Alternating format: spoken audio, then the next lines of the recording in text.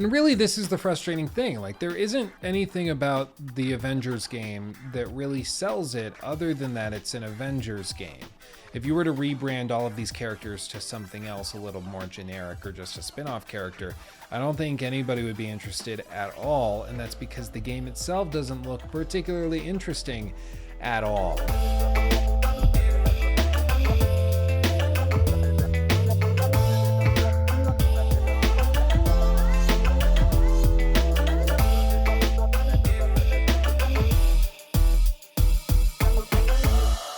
Been preparing to shoot this video for like half an hour. I just realized my best man texted me asking me what time we were going to play games today. I feel bad I didn't respond, but Caleb, if you're watching, this is why, because I'm doing this. So I played the Marvel Avengers beta, and I have some strong feelings about it, and that's what we're going to talk about in this video. If you haven't had a chance to play the beta, probably go give that a shot. It's on PS4 if you've pre-ordered the game. I'm not sure when they're going to take it off, if they're going to take it off. Maybe by the time you're watching this, it's gone and you won't have the chance to play it. But as of right now, it's up. You can download it and play it. It's actually a good amount of content. I'm actually pleasantly surprised at how much is there. Pretty polished and everything, but it does leave a lot to be desired, at least in my opinion. You see, they start the demo with the same A-Day sequence that they showed some gameplay footage of, and it's actually the exact same gameplay sequence for the first half or 3/4 of the demo that we were shown behind closed doors at E3 that left me very underwhelmed. And I made a video back at that time, E3 2019, right as I got home, showing off some of the swag that I got at the conference and explaining what I saw in the Avengers demo, and I just was not particularly excited. And it wasn't because it felt early, it wasn't because it felt unpolished, it wasn't because I felt like there were frame drops and that was bad. It was because of the fundamental design choices they had made and that the gameplay looked pretty 2006-ish. What I mean is that the style of combat in Marvel Avengers is very arena-based, where you'll move from one corridor into an arena, you fight a crap ton of bad guys by mashing the attack button, dodging occasionally, using some special abilities that build up over time, and then you use them, and then the counter restarts, and then it builds back up, and you use it again. And it just felt very outdated. It felt like a superhero game from 2006, like some of those old Iron Man games we used to get like back in 2008 or 9 when we got that one. It's fun, but it doesn't feel modern. Now, just in saying that, I'm sure many of you are thinking, well, that's okay. Some retro games are phenomenal. I mean, a lot of us love those. It's an entire genre. Some people pay really good money to go and play retro games at old arcades and things. That's not inherently bad. And I agree, it's okay to like that, but it doesn't feel cutting edge. It doesn't feel modern. And for me, I was hoping that we would have a groundbreaking next generation of superhero games, you know, a melding of a Rocksteady style single player campaign with some Destiny style looter shooter cosmetic bull crap. Like, I just wanted something new and different, but everything we saw and got to experience in the demo left me pretty underwhelmed. Now, I obviously can't show footage to prove this point because we weren't allowed to capture it back at E3, but comparing what I saw at E3 behind closed doors and what we got to experience, and comparing it with this demo, which is now being given into the hands of the public, or at least those who have pre-ordered the game in the public, now a good year plus later, I haven't seen a lot of improvements, to be perfectly honest. They did some fidgeting with the model of Black Widow. They did some polishing clearly in how they handled a lot of particle effects from what I could tell. Back at E3, there were a lot of problems with pop-in and a lot of textures were overlapping, causing artifacting. You know, when the surface is touching itself directly and it keeps like flickering back and forth. I guess this is flickering. There's a lot of that back at E3. That all seems to be fixed now, and I haven't seen any of that in the demo in the time and a half or so that I've played through it. And so I think it is a real compliment that they have polished it up and that they felt confident enough in it that they could share it with the public and build this thing out and post it out to the world. That being said, it's just, I just don't think it's going to be a game for me. Now, of course, as always, I encourage you to form your own opinions. I'm not ever going to tell you to just take my word for it and move on and don't buy the game, don't do this and that. But what I will say is, having experienced the demo, which if you're on Xbox, you aren't able to. If you're on PC, you aren't able to. If you haven't pre-ordered the game and refuse to pre-order it, which I cannot blame you for, you aren't able to experience it. I just want to tell you, I am pretty underwhelmed. I think if you watch somebody stream it or play it and you watch the gameplay footage, you're going to get a feeling pretty quick as to whether or not it seems like something up your alley. Now, me and Hermione, my kitten, could talk at length about the variety of gameplay styles and characters, but I think the most important thing to discuss is the cooperative element of the game, which is what we're going to talk about.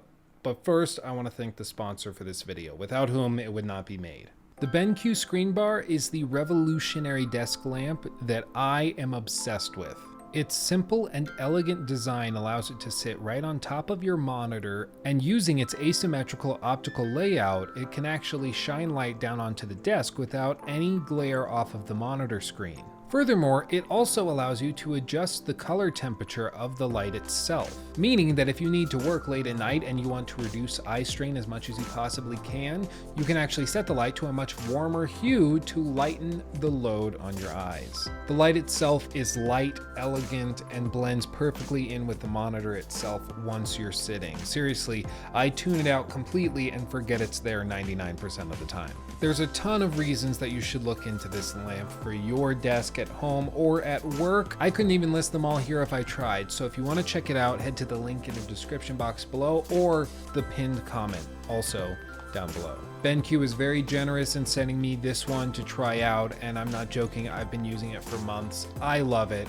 I'm not going to be able to go back to using anything other than this lamp on any of my workstations in the future. In fact, I think I'm even getting one of these for my office down in Denver for that desk and computer as well, because I love it that much. Again, if you want to check it out for yourself, just head to the link in the pinned comment or down in the description box below. Again, big thanks to BenQ for sending this over. I really do love it, and I recommend that you check it out as well. Now, in my mind, the co-op section of the game is actually going to make or break it. It seems to be the secret weapon that they're trying to hold up their sleeves, but as of right now, there really hasn't been much shown of it. There was 3 or 4 minutes that were shown off to some big press sites like IGN and GameSpot. They eventually shared it, and in my opinion, it was pretty atrocious. I mean, seriously, look at this. They released this with the frame rate issues that it's having here. I mean, if you scroll through the comments of some of these videos, it's kind of hilarious. This one that I saw by Lost in Lucidity, he said the real villain of the game leaked online. It's frame rate. And he's right. Like, the frame rate in this is absolutely atrocious, and they released this. So imagine what it's like on more realistic systems. I can only imagine. And really, this is the frustrating thing. Like, there isn't anything about the Avengers game that really sells it other than that it's an Avengers game. If you were to rebrand all of these characters to something else a little more generic or just a spin-off character, I don't think anybody would be interested at all, and that's because the game itself doesn't look particularly interesting at all. They're talking about co-op systems, but the co-op systems haven't really been fleshed out and given the time of day, and it's largely because the stuff that they have shown off hasn't been received particularly well because it can't seem to run at a frame rate above room temperature in Celsius. And like I said back at E3 2019, we walked outside of the big building that they had built inside the conference center for this game that they were showing it out of. And after we saw the behind the scenes demo and walkthrough of everything, we walked out the doors, we all looked at each other and we went, yikes. But I told everybody back then, and I said it in the video right as I got home, I hoped that they figured it out. And I hoped that they would have something really flashy to show, something that was different and original, that really excited people. And it just doesn't seem like there's anything there quite yet. I mean, you compare it to something like Rocksteady's new Suicide Squad game, I think the odds are much higher that Rocksteady has brought something a little more original to the table. But then again, I mean, I am just a total fanboy when it comes to Rocksteady. Rocksteady is one of my favorite studios that's currently in existence, to be perfectly honest, and they haven't done anything since 2015. So I can only imagine what they're working on right now and what they're going to be able to show off. And it looks as though it's going to be a next-gen exclusive game for the Xbox Series X and for the PlayStation 5. I would love that. I am all in for that. I don't know anything about the game right now. I do know that I predicted it, and I'm going to claim credit for that because I saw that coming a mile away. But nonetheless, I'm excited for that game. A little less so excited for Avengers. But we'll see. I'm going to give the game a chance. Like I said, I have it pre-ordered. That's why I got the demo to actually try. But we aren't going to know what it's like till we actually get our hands on it at launch. Maybe I'll be able to get a review copy, but I figure after this video I probably won't see much luck with that. But let me know what you think of the beta/demo. I really am interested in hearing what you thought of it, how the gameplay looked to you. I am particularly picky when it comes to superhero stuff because I'm not usually into it to begin with. So if you're a big fan of the Avengers, of Marvel Comics, I really want to hear from you down in the comment section below. Post it. I will be reading through them. Can't reply to all of them, but I'll try. And as always, follow me on all my social media, Twitter, Instagram, everything down below. And if you want to support the channel financially, check out my Patreon, also linked in the description box below.